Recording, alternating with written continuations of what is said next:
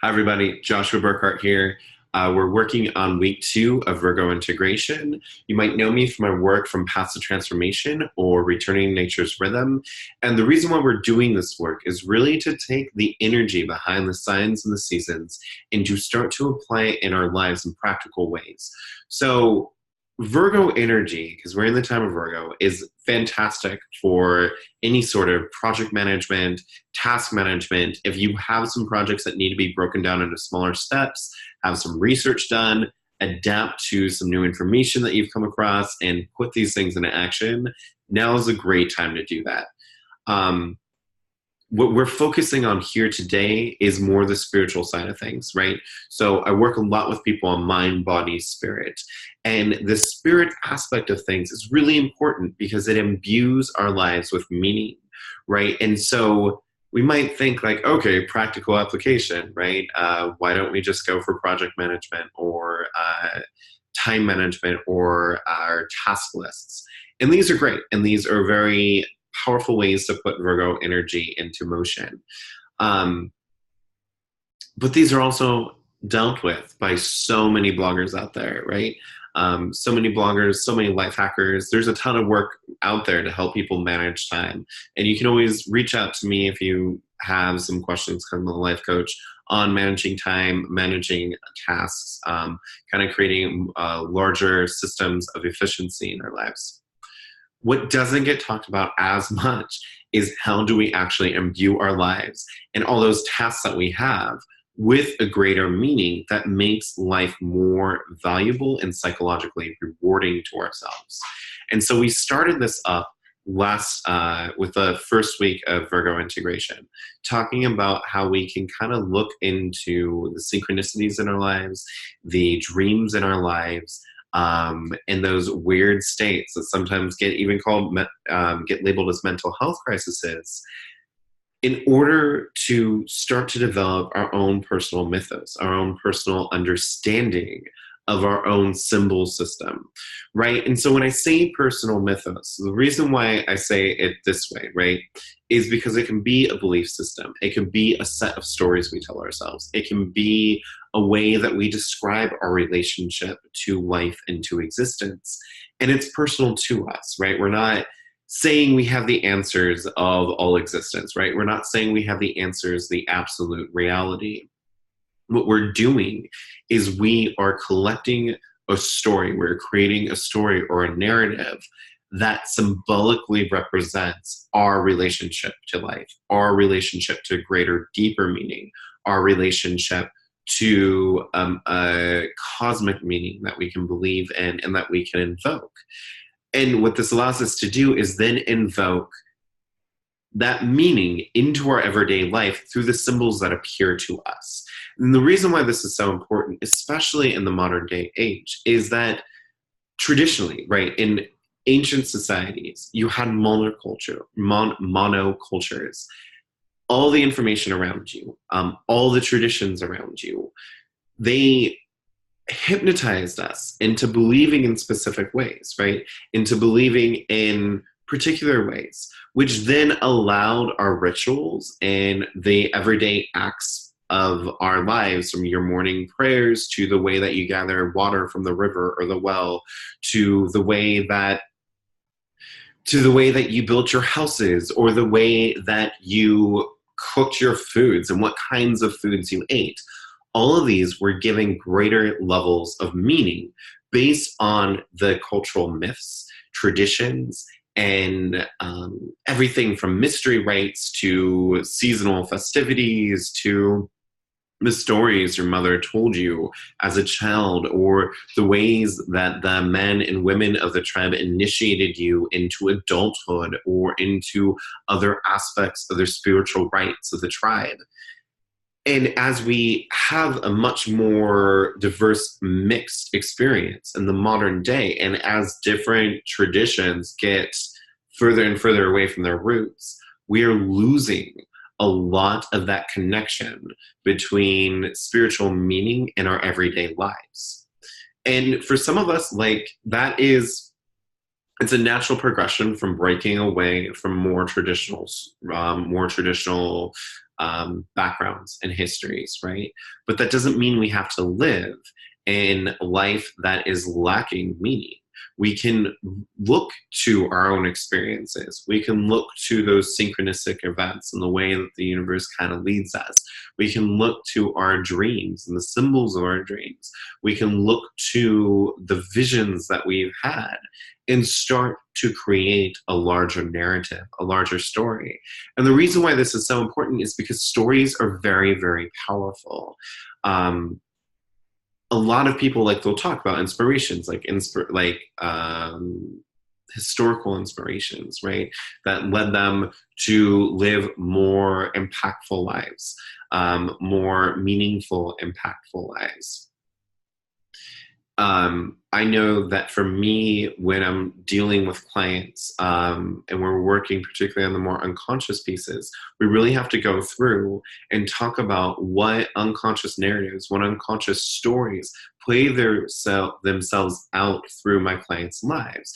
And then oftentimes we have to replace those old stories with new stories, with new ways of identifying a relationship with local communities, with the environment, with the cosmos, new ways of telling stories about heroes and what does it mean to sacrifice? What does it mean to take care of ourselves? For instance, in the West with Christianity, we have a lot of stories of martyrdom, right? And you see this in a lot of people's behavior. Not being able to draw clear boundaries, not being able to really stand up for a person's needs, and constantly self-sacrificing in ways that don't accomplish the same feats that the martyrs of the early Christian tradition were able to accomplish, right? Their deaths were able to spread a belief system across the world, and under massive amounts of persecution and pressure. Our little acts of martyrdom oftentimes do very little in our own lives other than stress ourselves out and make us less capable typically of helping other people. But that underlying martyr narrative in our life still affects the way that we live our life, right? So if we start to develop other stories, other ways of kind of giving the conscious and unconscious mind new ideas with which to play its role in life, we're able to change the way that we interact with our lives. And so that's one of the things that we're working on here, right? Is collecting, gathering, creating stories that give us new room and potential based off of our own communication and dialogue with the cosmos in whatever way that happens for us, whether we believe that happens either through divine inspiration or we believe that happens through just the individualization of the psyche amongst the unconscious in a very psychological way, or we believe that we are simply maybe being inspired to create new stories for ourselves in a less divinely inspired way, or we're talking the cosmos, whatever it is, right? However that narrative presents itself to you, we're gathering the stories in order to create a larger narrative that we can then use as sort of a symbolic lexicon to imbue our lives with more meaning. And I know this has had a lot of power in my own life. We talked about states of psychosis with Virgo integration, the first week of Virgo integration, how a lot of people get diagnosed as having psychosis or having some other mental health challenge when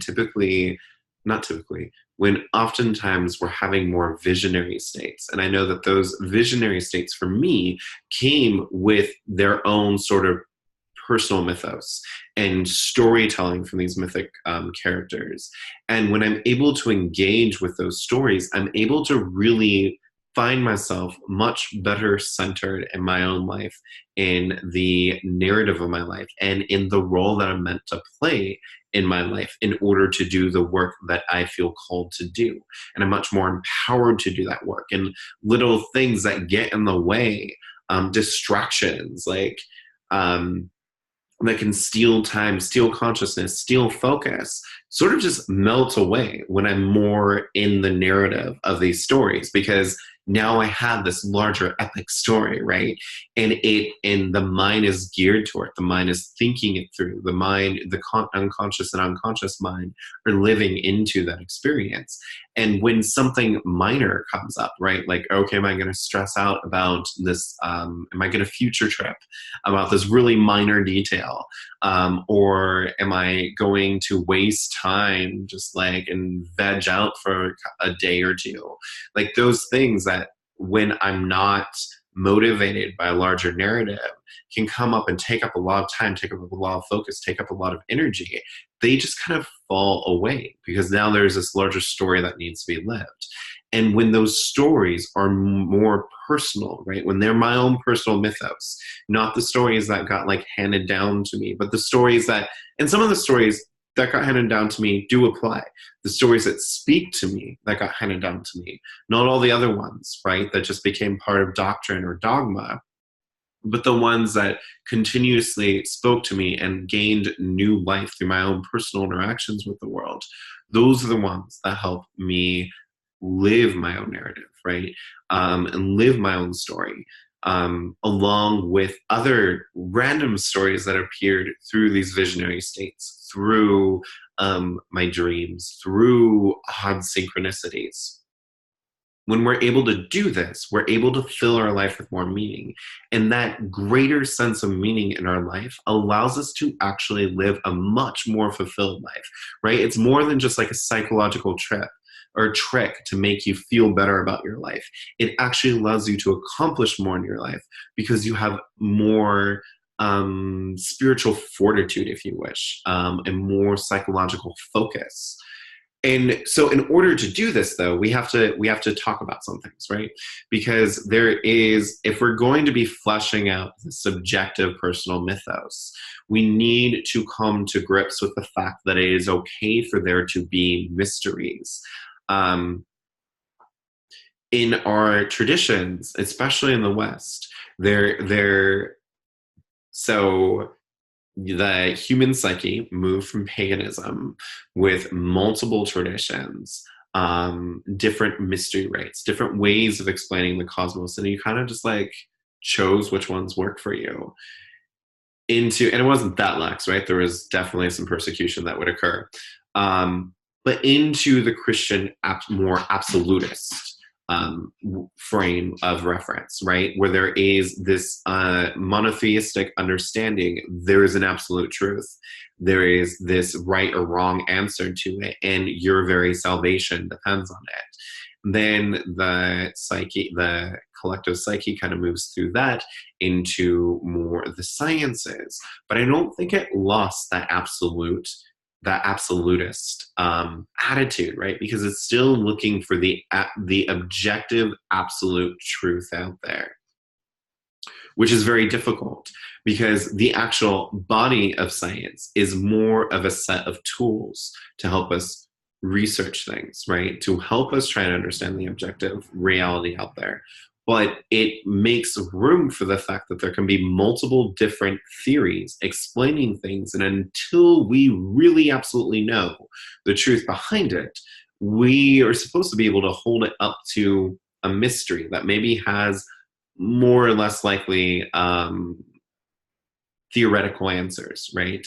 But I really think that Christian aspect of that monotheistic absolute truth still very much causes us to assume answers that could very well be mysteries, right? So for instance, like the beginning of our universe, right? Most people, people either believe in a creation myth or they're like, okay, Big Bang. But there's actually a lot of different theories out there, right? There's different plasma cooling theories. There is it a harmonic expansion and conversion that causes these cycles? Was it just a great Big Bang? Was it a cold bang? Was it the hot bang, right? Like there's actually a lot of different theories for scientific models of cosmology and origin of the universe.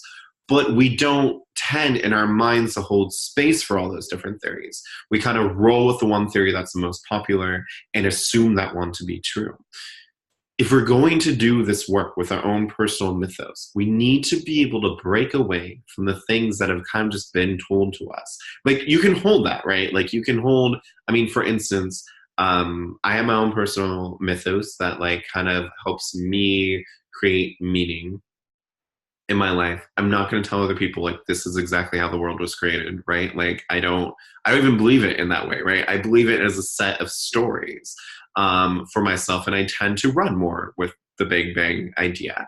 But in that mythos, there's also stories of how like humans are created, right? And how our bodies are created and function. But I can still hold space in that. I can hold my mythos and be like, okay, this is what makes sense to me. And in that, at the same time, hold space for all the stuff that I don't know as much about, right? Hold space for all the discoveries of biology. And then when I know a good amount of that biology, like I can use that biology to help me balance my mental health, to help me balance my health, to help me help other people with that, right?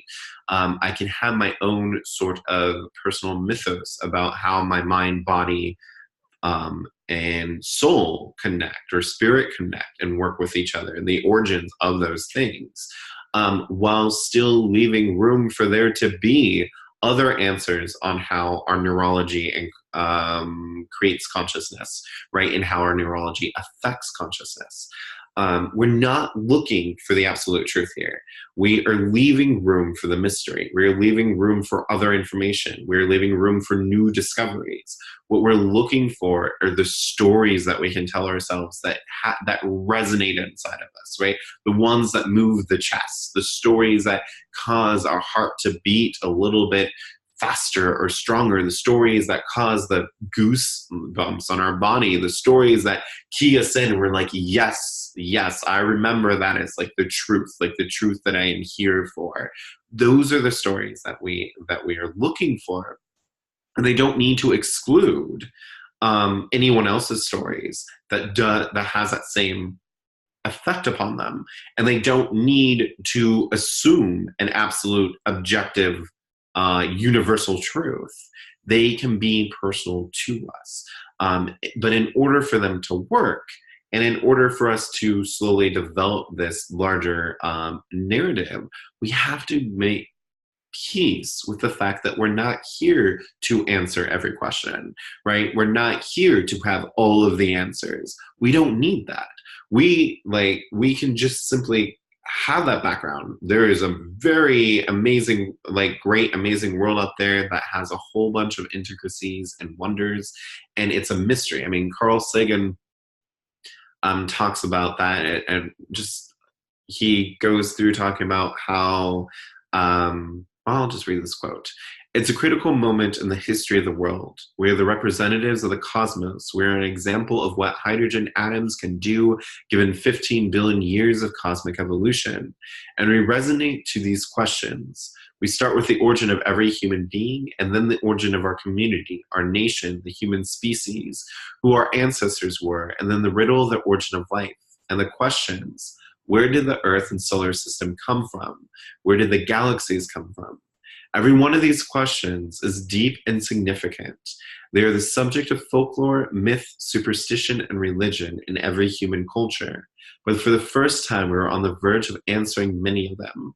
I don't mean to suggest that we have the final answers. We are bathing in the mystery and confusion on many subjects. And I think that will always be our destiny. The universe will always be much richer than our ability to understand it. And you see this in, amongst different philosophers. Nagel's example of the bat. Like, there is so much out there. To think that we would be able to answer it all with our limited cognitive resources is just like mind-blowing, right? So we can simply make peace with the fact that there are mysteries. The things that we do know as objective fact, fantastic, we can roll with that, right? And then with these personal stories, we can use them to imbue our lives with greater meaning. So for the first week of Virgo integration, what we were doing is we were collecting bits and pieces. What are the narratives that have been popping us up for us?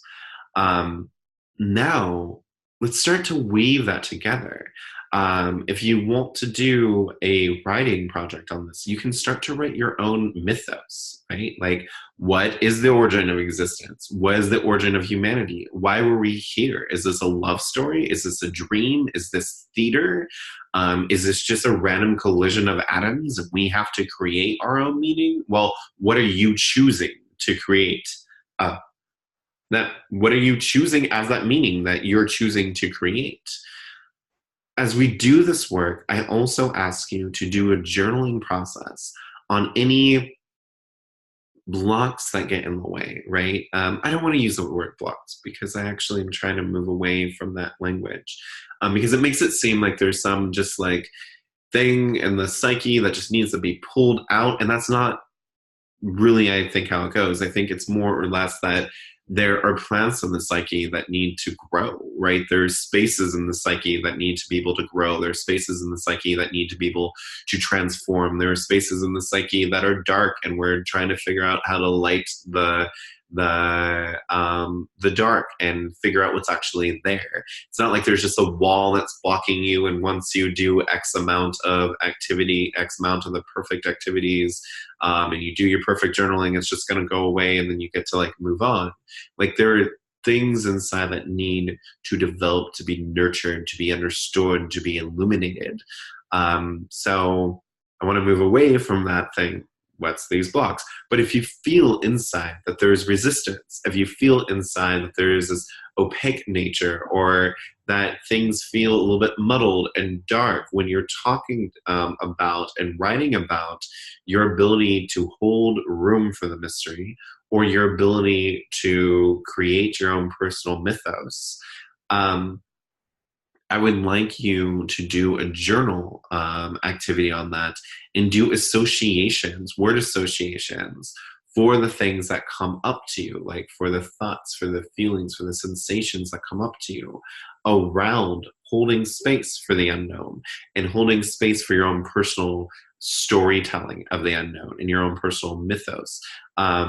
While being mindful of what's coming up for your body. And if you feel like there's this little burning in the pit of my stomach, do a word association for that, right? See what memories come up when you feel into that. See what words, what language, what ideas come up when you feel into that. We worked with word associations in Gemini, so you might want to go back and review some of the Gemini videos. You can find those on the Patreon site, and I'll leave those in the write-up here, links to those, but I would definitely recommend using that. So we're going to have these two activities, right? One is to begin to write your own mythos slash cosmology, your own understanding of things. And when, like I said, we're not looking to have the absolute truth to convert everybody to, right? Like that's not what we're looking for. What we're looking for is what has come up in our conversation with existence that we can actually start to create a story or a greater narrative from. And in the beginning, it's really small. Like the things I am assured of, like the things that I'm like, yes, I know this is true, and like my heart of hearts is like, I know there's some sort of cosmic idea, or not idea, some sort of cosmic thing that's orchestrate some of the things in my life, because some of the synchronicities in my life, they're beyond impossible if there wasn't something organizing it.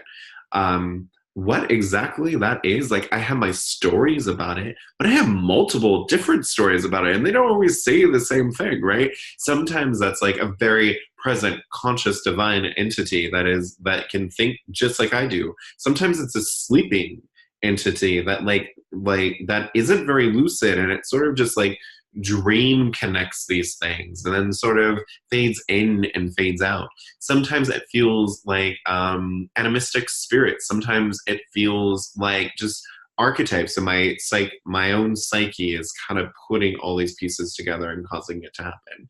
There are a ton of different stories that have presented themselves to me, and I kind of like roll with the one that fits the most in that particular moment, right? And that works for me. And it allows me to shift and allows me to really particularly work with clients who can hold different or who hold different beliefs than mine, because I can kind of shift into their mindset and be like, okay, let's work on this from this particular perspective. But yeah, so we're not searching for an absolute truth. We're not trying to like write existence, right? Or write the absolute story of creation or existence or the way the universe works. Um, we're just writing out the stories that have come to us. I know for me, there's been a couple of different creation stories, and they seem to that came up for me, and they seem to just layer on each other in different levels of meaning, and each one of them helps me navigate the world a little bit more.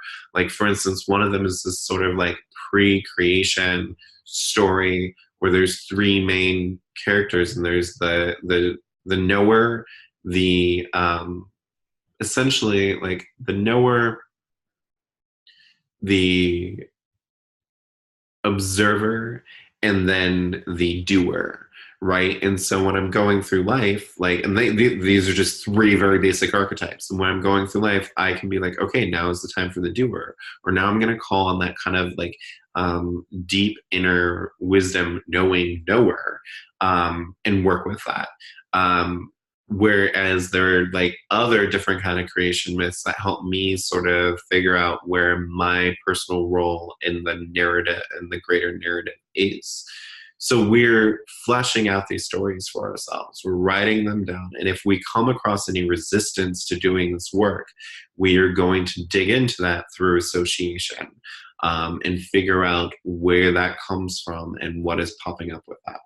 Okay, so thank you. Blessings on the work that you do. And once again, we're doing this so that we can have our stories that can imbue our lives and the mundane acts of our lives with greater meaning and greater fulfillment.